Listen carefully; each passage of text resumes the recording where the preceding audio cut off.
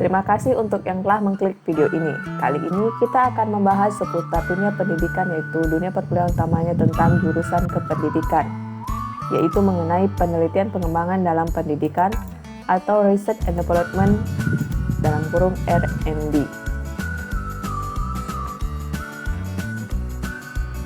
Penelitian pendidikan dan pengembangan atau biasa disebut Research and Development adalah suatu proses yang dipakai untuk mengembangkan dan memvalidasi produk pendidikan. Ini menurut Brock and Gall pada tahun 1983. Jadi, dalam penelitian pendidikan dan pengembangan, fokus utama adalah menghasilkan produk, baik itu produk baru maupun mengembangkan produk yang telah ada agar menjadi lebih baik sesuai dengan permasalahan yang ada di lapangan pada saat sekarang ini. Nah, produk pendidikan itu ada dua macam, yaitu dalam bentuk hard atau perangkat keras. Produk ini merupakan produk dalam bentuk fisik yang dapat kita lihat secara nyata dan dapat gunakan secara langsung, misalnya buku, modul, LKS, media maupun alat-alat laboratorium. Dan yang kedua adalah produk dalam bentuk soft atau perangkat lunak, yaitu produk yang berupa pengetahuan baru di mana produk ini tidak dapat kita lihat secara fisik, misalnya seperti pembelajaran di kelas, itu seperti pengembangan metode, pelatihan maupun pengembangan modal pembelajaran hingga pengembangan kurikulum.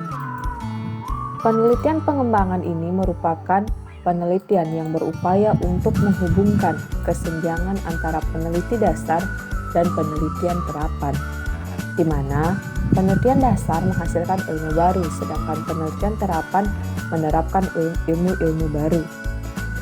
Oleh karena itu, penelitian yang menghubungkan antara penelitian dasar dan penelitian terapan tersebut adalah Research and Development, dalam artian bukan menggantikan penelitian dasar dan penelitian terapan, namun sebagai pelengkap.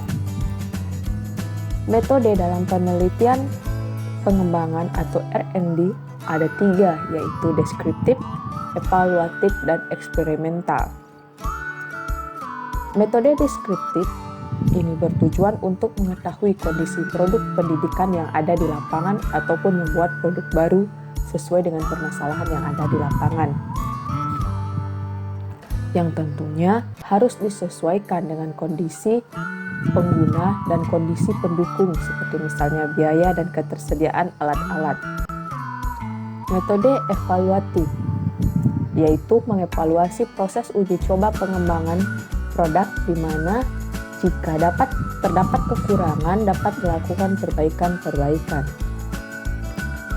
Metode eksperimental bertujuan untuk menguji keampuhan produk yang kita hasilkan. Suatu produk dikatakan baik apabila dapat efektif digunakan dan memberikan pembaharuan serta perubahan ke arah yang lebih baik. Dalam penelitian dan pengembangan atau R&D ada banyak model, salah satunya yaitu model ODI atau ADDIE yang terdiri dari 5 tahapan yang bersiklus. Di pertama, analisis, kedua, desain, ketiga, development, keempat, implement, dan yang terakhir adalah evaluate. Pada tahap analisis dilakukan analisis kebutuhan dan analisis kinerja di lapangan sehingga kita bisa mencari celah untuk mengembangkan produk yang telah ada ataupun membuat produk baru untuk menunjang keberhasilan suatu proses pendidikan. Tahap kedua yaitu desain. Desain pada tahap ini kita merancang produk sesuai dengan permasalahan yang akan kita atasi yang kita peroleh pada proses analisis. Tahap ketiga yaitu development, di mana pengembangan produk dan juga pada tahap ini dilakukan validasi terhadap produk yang kita buat.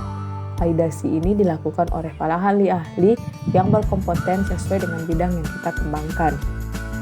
Tahap keempat yaitu implement.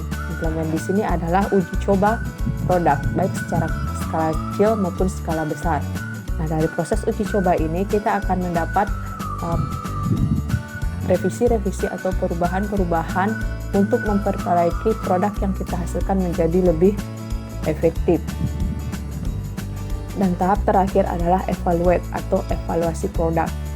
Produk yang dihasilkan dari penelitian pendidikan dan pengembangan ini adalah produk yang telah valid, praktis, dan efektif digunakan berdasarkan uji lapangan. Jika ketiga kriteria ini belum terpenuhi, maka perlu dilakukan perbaikan-perbaikan terhadap produk yang kita hasilkan. Valid merupakan produk yang dihasilkan itu telah mendapatkan nilai valid atau validasi yang baik dari para ahli, sehingga valid untuk digunakan. Setelah dinyatakan valid, maka produk dapat kita uji cobakan dan untuk memperoleh kategori praktis. Praktis di sini yaitu mudah digunakan oleh para pengguna di lapangan. Dan yang ketiga yaitu efektif, di mana produk yang dihasilkan ini dapat meningkatkan proses atau hasil belajar. Dalam melakukan penelitian, tentunya kita membutuhkan alat untuk mengukur setiap proses yang kita lakukan apakah telah sesuai atau tidak, atau dalam dunia pendidikan disebut dengan instrumen penelitian. Nah, dalam penelitian pengembangan, pada umumnya instrumen penelitian itu digunakan untuk mengukur kevalidan, kepraktisan, dan keefektifan. Untuk mengukur kevalidan, maka digunakan lembar validasi. Lembar validasi ini diisi oleh ahli-ahli yang berkompeten sesuai dengan produk yang kita kembangkan, sehingga nantinya akan memperoleh nilai yang valid berdasarkan kriteria-kriteria penelitian-penelitian yang telah ada. Kemudian kepraktisan di sini menggunakan instrumen angket respon pengguna. Dalam hal ini baik angket respon siswa maupun angket respon guru yang menggunakan produk yang kita hasilkan. Dan yang ketiga adalah untuk menguji keefektifan menggunakan instrumen tes asal belajar. Semua instrumen ini sebelum digunakan, alangkah baiknya telah divalidasi baik secara empiris maupun ahli agar dapat mengukur secara tepat sehingga hasil penelitian yang kita peroleh menjadi efektif. Demikianlah sedikit ulasan mengenai penelitian dan pengembangan. Semoga bermanfaat. Jangan lupa like, comment, and subscribe. Terima kasih.